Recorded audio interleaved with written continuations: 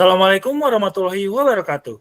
Salam, Om Swastiastu, Namo Buddhaya, salam kebajikan, dan salam sejahtera bagi kita semua.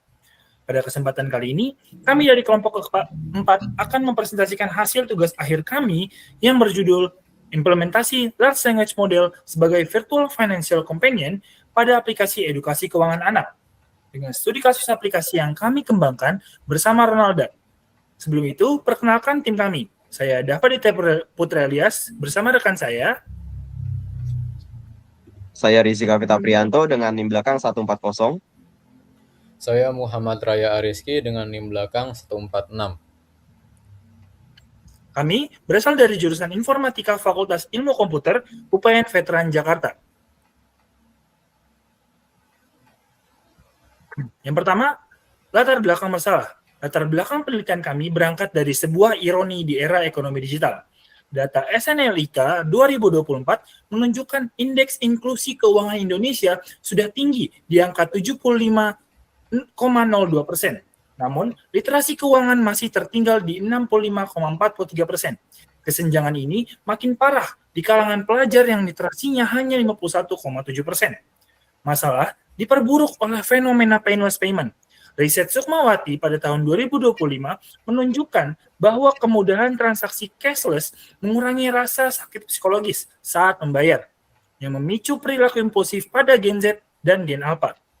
Sayangnya, metode edukasi yang ada saat ini masih konvensional dan satu arah, yang seringkali gagal merespon attention span anak yang rata-rata hanya 8 detik.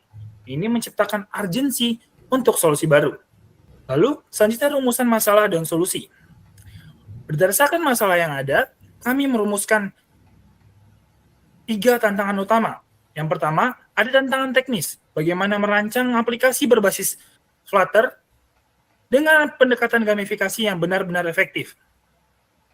Yang kedua, ada implementasi AI, bagaimana menerapkan large language model agar bisa menjadi pendamping virtual yang adaptif, bukan sekedar bot yang kaku.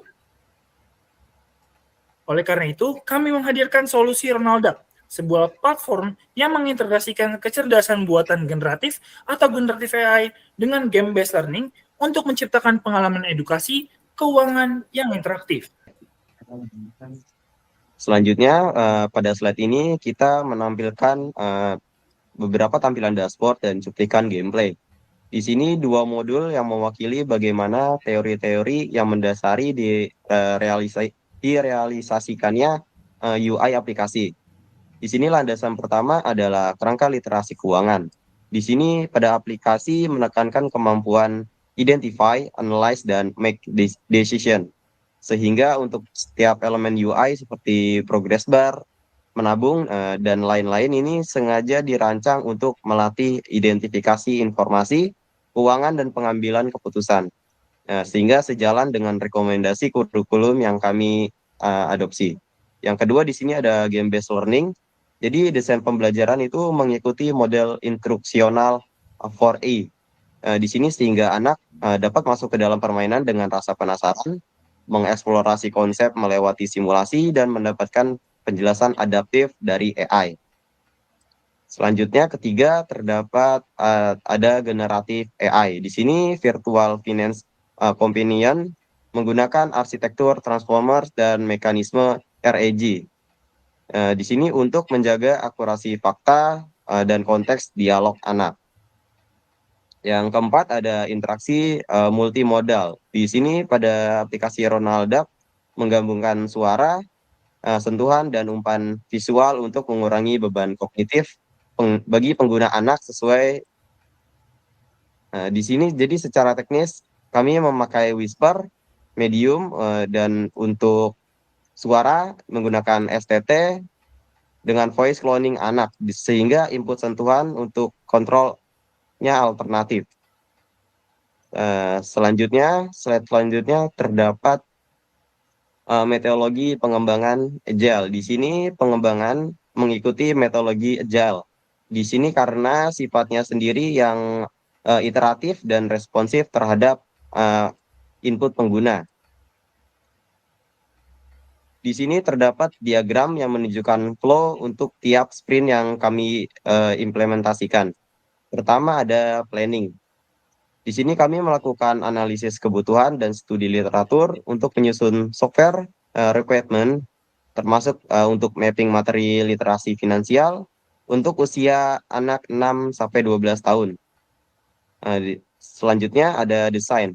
Perancangan UI UX dilakukan di Figma dengan visual yang ramah anak dan desain arsitektur yang hybrid. Di sini untuk mendukung sinkronisasi antara offline dan online. Selanjutnya ada development. Di sini implementasi dilakukan menggunakan Flutter dengan integrasi API generatif AI, engine game, dan microservice serverless untuk proses AI dan voice. Di sini pengembangan dilakukan sprint per sprint sehingga fitur seperti TTS dan dynamic difficulty bisa disempurnakan dengan cepat. Selanjutnya terdapat testing. Di sini pengujian meliputi black box testing untuk memvalidasi fungsi input-output setiap fitur, serta uji khusus terhadap respon AI untuk memastikan untuk semua jawaban yang diberikan kepada anak aman dan edukatif. Selanjutnya ada review. Untuk hasil UAT dan metrik pilot, ini dapat dianalisis untuk menyusun backlog perbaikan untuk sprint berikutnya. Sehingga hasil-hasil dari KPI ini dapat membantu untuk memprioritaskan untuk pengembang mengembangkan fitur seperti mode offline, parental, dashboard, dan untuk mengoptimasi caching API.